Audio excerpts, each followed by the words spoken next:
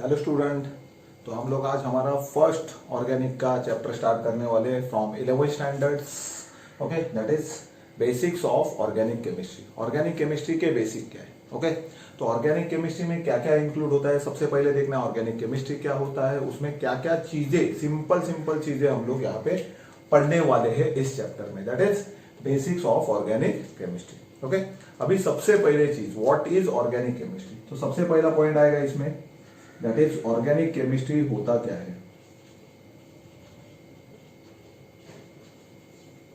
Okay, so generally मैं बोलूं chemistry मतलब क्या, स्टडी ऑफ केमिकल्स। तो ऑर्गेनिक केमिस्ट्री इसमें क्या आता है, study of carbon and its compound. Carbon और कार्बन के कंपाउंड को क्या हम लोग बोलेंगे, ऑर्गेनिक केमिस्ट्री। तो यहां पे देखेंगे that is study of carbon and its compound. So ऐसे केमिस्ट्री जिसमें कार्बन की स्टडी की जाएगी और उसके कंपाउंड्स की स्टडी की जाएगी, उसे क्या बोलेंगे हम लोग, ऑर्गेनिक केमिस्ट्री। ठीक है, सब लोग को समझा। तो हम लोग अभी सबसे पहला पॉइंट क्या पढ़ेंगे, कार्बन के बारे में। सो कार्बन क्या होता है, नॉन मेटल, एटॉमिक नंबर उसका 6 है। सो यहाँ पे थोड़ा सा पॉइंट पढ़ेंगे that is regarding with carbon. Okay, so carbon का पॉइंट लिखते वक्त मैं लिखता हूं that is we have to find out the valency of carbon. तो सबसे पहला पॉइंट आएगा ऑर्गेनिक केमिस्ट्री में वैलेंसी ऑफ कार्बन, जो बहुत ही बेसिक पॉइंट है बट बहुत इंपॉर्टेंट पॉइंट है। कभी भी आप ऑर्गेनिक स्ट्रक्चर लिखते हो तो कार्बन के वैलेंसी जितने ही बॉन्ड कार्बन बनाएगा, राइट है। तो यहाँ पे कार्बन का एटॉमिक नंबर सबसे पहले देखना है, तो इट विल बी 6। तो कॉन्फ़िगरेशन क्या आएगा इसका, दैट इज 2,4। तो उसको ऑक्टेट कंप्लीट करने के लिए, अगर वो ऑक्टेट कंप्लीट करना चाहता है तो वो क्या करेगा, 4 इलेक्ट्रॉन एक्सेप्ट करेगा या फिर 4 इलेक्ट्रॉन डोनेट भी कर सकता है। तो कार्बन क्या करता है, इसमें से कोई भी चीज नहीं करता, क्या करता है, 4 इलेक्ट्रॉन शेयर करता है। मतलब कार्बन हमेशा कौन सा बॉन्ड फॉर्म करेगा, दैट इज कोवैलेंट बॉन्ड। सो यहाँ पे वैलेंसी कितनी आएगी इसकी, 4, राइट है। तो मैं बोलूंगा valency of carbon will B 4। तो इसका हम लोग इलेक्ट्रॉनिक कॉन्फ़िगरेशन ऐसे भी लिख सकते हैं 1s2 2s2 2p2। तो ये देखो, अगर आप चेक करोगे तो इसका वैलेंस जो ऑर्बिटल है 2s2 2p2, इसमें टोटल कितने इलेक्ट्रॉन है, 4 इलेक्ट्रॉन है, 4 इलेक्ट्रॉन्स आते हैं। तो उसके वजह से ये क्या कर सकता है, 4 बॉन्ड फॉर्म कर सकते हैं। मतलब वैलेंसी ऑफ कार्बन कितना आएगा, टेट्रावैलेंट। सो मैं यहां पे लिखता हूं valency of carbon that is 4। मतलब मैं क्या लिखूंगा, टेट्रावैलेंट। क्लियर है, मतलब कार्बन हमेशा कितने बॉन्ड बनाएगा, अपने आजू बाजू में 4 बॉन्ड बनाएगा। So I can write like this 1 2 3 4। So this 4 bonds of carbon will be attached to atoms और a group of atom that are same और डिफरेंट। कार्बन क्या करेगा, हमेशा अपने आजू बाजू में 4 एटम्स के साथ लिंक कर सकता है, राइट है, क्लियर है। तो हमेशा कार्बन कभी भी लिख रहे हो तो उसके आजू बाजू में कितने बॉन्ड होने चाहिए, 4 बॉन्ड होने चाहिए। तो वो 4 बॉन्ड सेम एटम के साथ भी हो सकते हैं, डिफरेंट एटम के साथ भी हो सकते हैं, उसको बड़े बड़े ग्रुप भी अटैच हो सकते हैं, बट वो हमेशा कितने बॉन्ड बनाएगा, 4। That is valency of carbon. What is valency, the combined capacity of any element, that is valency. तो कार्बन का कंबाइनिंग कैपेसिटी कितना है, 4। तो वैलेंसी 4 होने की वजह से वो 4 लोगों के साथ हमेशा बॉन्ड बनाएगा।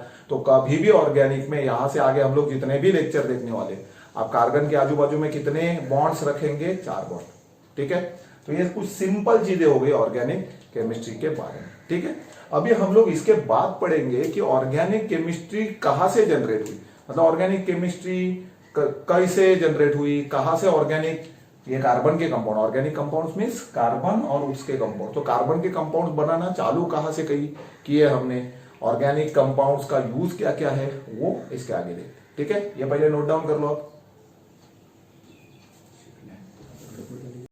चलो स्टूडेंट, तो आगे बढ़ते हैं। अभी हमारा नेक्स्ट पॉइंट है that is discovery of organic compound. Discovery of organic compound मतलब ऑर्गेनिक कंपाउंड हमने बनाना कहां से स्टार्ट किया, कैसे स्टार्ट किया, कहां से मिला, राइट है, किसने फर्स्ट ऑर्गेनिक कंपाउंड बनाया और वो जो बनाया वो कौन सा कंपाउंड था। तो ये सारी स्टडी हम लोग करने वाले हैं, that is discovery of organic compound. Okay, चलो तो आप यहाँ पे आगे बढ़ते। तो सबसे पहले एक थियरी बनाई थी that is given by Berzelius. Berzelius नाम के साइंटिस्ट ने एक थियरी बनाई थी। The theory is known as, वो थियरी मैं बताता हूँ क्या थी, that is known as vital force theory.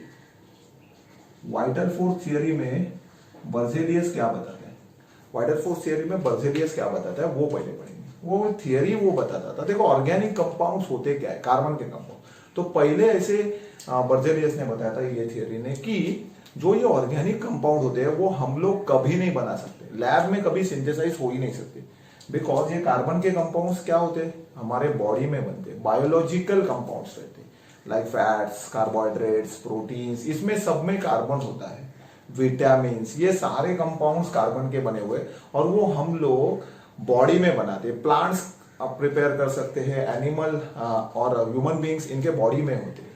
सो ये बायोमोलिक्यूल्स है ऑर्गेनिक के कंपाउंड। सारे ऑर्गेनिक के कंपाउंड्स क्या है, बायोमोलिक्यूल्स, जो लिविंग प्लांट्स में रहते हैं, लिविंग एनिमल में रह सकते हैं, ह्यूमन बींग में रह सकते हैं, वो हम लोग बाहर या कोई लैब में, केमिकल लैब में नहीं बना सकते थे। तो तब तक वहां पे इनऑर्गेनिक कंपाउंड्स हम लोग बना सकते थे, मतलब इनऑर्गेनिक कंपाउंड्स प्रिपेयर कर चुके थे। इनऑर्गेनिक कंपाउंड्स मींस जिसमें कार्बन नहीं है, ऐसे कंपाउंड हमने बनाए थे लैब में, पर ऑर्गेनिक कंपाउंड अभी तक कोई भी नहीं बना था। तो ये वाइटल फोर्स थियरी क्या बताती है, वाइटल फोर्स थियरी बताती है, it state that we can not prepare any organic compound, we can not prepare any organic compound in laboratory.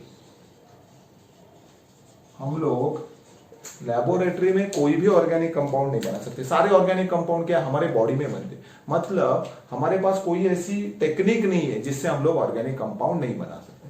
But ये जो वाइटल फोर्स थियरी थी, ये बर्जेलियस ने बताई थी 1880 अराउंड। तो ईयर इंपॉर्टेंट नहीं है ज्यादा। सो 1818 ईयर्स में बर्जेलियस नाम के साइंटिस्ट ने ये थियरी बनाई थी, क्योंकि तभी ऑर्गेनिक कंपाउंड लैब में बनता ही नहीं था, राइट है। लोगों ने ट्राई किया था बट बन ही नहीं रहा था, समझ रहे हो।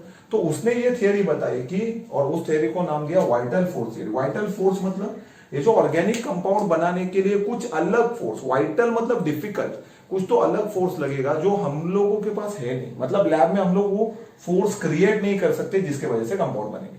तो ये थियरी को तभी सबने एक्सेप्ट किया था, बर्जेलियस थियरी को, that is vital force theory, बहुत फेमस थियरी हुई थी। ओके, उसके बाद एक साइंटिस्ट था, उसने फर्स्ट टाइम कंपाउंड बनाया, फर्स्ट टाइम ऑर्गेनिक कंपाउंड, जिस ऑर्गेनिक कंपाउंड की वजह से आज हमारी बहुत सारी चीजें आसान हो गई है, आगे मैं बताऊंगा, डोंट वरी। तो वो साइंटिस्ट था, that is Wohler. So that is Wohler synthesis, पहला कंपाउंड जो वोहलर्स ने बताया था। अभी इसकी एक छोटी सी ना इंटरेस्टिंग स्टोरी है कि वोहलर्स ने ये कब बनाया था वो तो मैं बता देता हूँ। 1828 में अराउंड, मतलब इससे अराउंड एक 9-10 साल बाद इसने ये कंपाउंड बनाया था वोहलर्स ने, और वो कंपाउंड था यूरिया। अभी यूरिया किस में रहता है, हमारे ह्यूमन बींग्स या एनिमल्स के यूरिन में रहता है हमारे यूरिया, या सबको पता होगा। तो ये यूरिया, तो सबको यूरिया नोन है, the compound urea is known, right है, कि वो यूरिन में मिलता है, मतलब वो भी इंसानों में रहता है या फिर एनिमल्स में रहता है, उनके यूरिन में रहता है, हम लोग बना नहीं पाते। अब ये वोहलर्स ने किया क्या, मतलब वो कुछ अलग चीज कर रहा था, वो कुछ ऑर्गेनिक कंपाउंड बनाने जा नहीं रहा था। क्यों, क्योंकि उसको भी ये थियरी पता है कि हम लोग ऑर्गेनिक कंपाउंड कभी नहीं बना सकते। तो उसने एक इनऑर्गेनिक कंपाउंड बनाया था, that is known as ammonium cyanate. Ammonium cyanate का फॉर्मूला होता है NH4CnO, that is ammonium cyanate. Okay, ये कंपाउंड नोन था, इनऑर्गेनिक कंपाउंड था, बना सकते हैं लैब में। तो उसके पास white crystals of ammonium cyanate था, क्लियर है। तो व्हाइट पार्टिकल्स से क्रिस्टल फॉर्म में रहता है अमोनियम साइनेट, एक सॉल्ट होता है, तो इनऑर्गेनिक कंपाउंड है। तो ये कंपाउंड वहां पे नोन था, बट इससे फर्स्ट टाइम ऑर्गेनिक कंपाउंड बना था। What is that organic compound, इसने क्या किया, उसके पास अमोनियम साइनेट नया लैब में पड़ा हुआ था, उसने क्या कर दिया, उसको हीट कर लिया। एक्चुअली उसको कुछ नया कंपाउंड नहीं बनाना था, उसको जस्ट चेक करना था ये इनऑर्गेनिक कंपाउंड है, इसको हीट करेंगे तो क्या होगा, सॉलिड है तो लिक्विड में कन्वर्ट होगा। तो वोहलर्स क्या चाह रहा है कि ये कंपाउंड का बॉइलिंग पॉइंट या मेल्टिंग पॉइंट कितना होगा। तो सबसे इंपॉर्टेंट चीज थी वोहलर्स की कि वो उसका मेल्टिंग पॉइंट ढूंढने जा रहा था कि कितना हाई है कि लो है, वही देखने जा रहा था। बट जैसे ही उसने हीटिंग करना चालू किया, उसको स्मेल आना चालू हो गया। पता है, नया कुछ तो बना और उसको कुछ तो लगा रहे ये रिएक्शन हो गया, यहाँ पे क्या हो गया, केमिकल रिएक्शन हो गया और उसको कुछ स्मेल, पता है ना यूरिन को क्या स्मेल होता है, दैट इज यूरिया का स्मेल। तो वैसे कुछ तो स्मेल आना चालू होगा और कंपाउंड में थोड़ा सा जो क्रिस्टल्स थे उसके व्हाइट क्रिस्टल्स वो थोड़ा सा अलग स्ट्रक्चर दिखाने लगे और वो नया कंपाउंड था हमारा urea, that is NH2CO NH2। सो ये कंपाउंड बन गया, that is urea, first man made compound in a laboratory. First man made compound in a laboratory is a urea, समझ रहे हो। तो यूरिया बनाया फर्स्ट वोलर्स ने, ओके, सिंथेसिस करके। उसने बर्जेलियस को बताया कि सर मुझे ना ऐसा ऐसा कंपाउंड मिला है एंड वो मैंने लैब में बनाया अमोनियम साइनेट को हीट करके and it is look like urea. वो यूरिया के सारे प्रॉपर्टीज दिखा रहे हैं, समझ रहे, उसका स्ट्रक्चर भी दिखते वक्त यूरिया जैसा, क्योंकि उसने यूरिया जो है उसको और उस कंपाउंड को, क्योंकि यूरिया हमें प्लांट या एनिमल या फिर ह्यूमन यूरिन से मिलता था और ये यूरिया उसने बनाया, दोनों का नेचर डिट्टो सेम था। तो इससे पता चल गया ऑर्गेनिक कंपाउंड बना सकते हैं हम लोग। इससे क्या पता चला, ऑर्गेनिक कंपाउंड हम लोग लैब में बना सकते हैं। और वाइटल फोर्स थियरी जो थी बर्जेलियस की वो फेल हो गई जब वोलर्स ने पहले बार सिंथेसिस किया ऑर्गेनिक कंपाउंड का सिंथेसिस। उसके बाद second structure, second organic compound भी लैब में बनाया गया और वो था मीथेन। मैं यहां पे लिखता हूं, ओके, सेकंड ऑर्गेनिक कंपाउंड जो लैब में प्रिपेयर किया,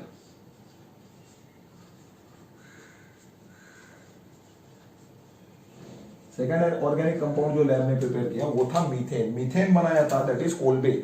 कोलबे या फिर कोल बोलते हो आप इसको, वो है मीथेन, प्रिपेयर्ड बाय कोल्बे या फिर कोलबे, ओके। और उसके बाद बहुत सारे ऑर्गेनिक कंपाउंड बनाना स्टार्ट हो गए।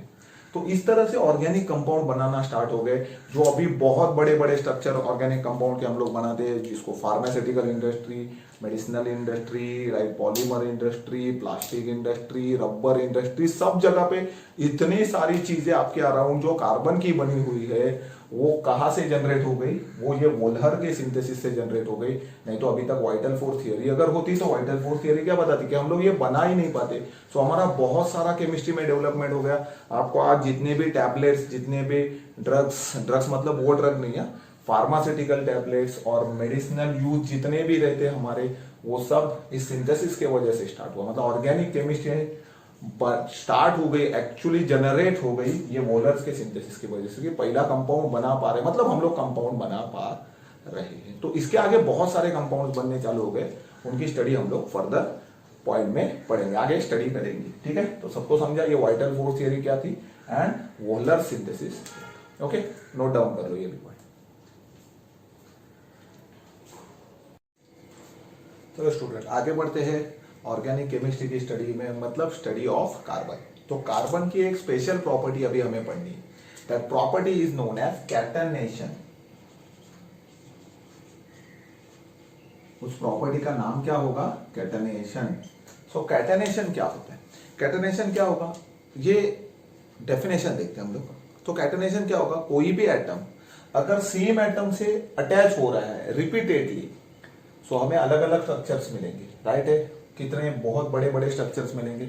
इफ समझो ये एक कार्बन है, ये दूसरे कार्बन को अटैच हो रहा है, राइट है, तो ये दोनों ज्वाइन हो जाएंगे। नेक्स्ट तीसरा कार्बन और अटैच हो रहा है, 3 कार्बन का स्ट्रक्चर बनेगा, चौथा कार्बन अटैच हो रहा है, 5वां कार्बन 6 7 ये ब्रांच बना रहा है या स्ट्रेट चेन बना रहा है। तो ऐसे रिपीटेड हमें बहुत सारे स्ट्रक्चर मिलेंगे। We have a lots of structures and that is due to the catenation, right है। मतलब ऐसे प्रॉपर्टीज है जो एक ही एलिमेंट के एटम बार बार रिपीट होंगे। मतलब समझो एक ए एलिमेंट है तो ए बार बार रिपीट हो रहा है, then it is known as catenation, okay. तो डेफिनेशन लिख लेते हैं। So a property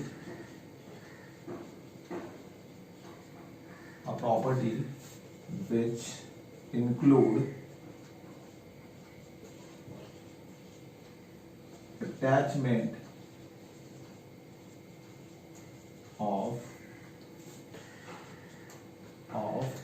of atoms of same element to form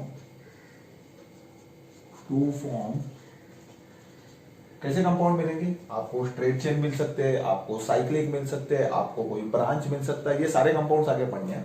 to form straight chain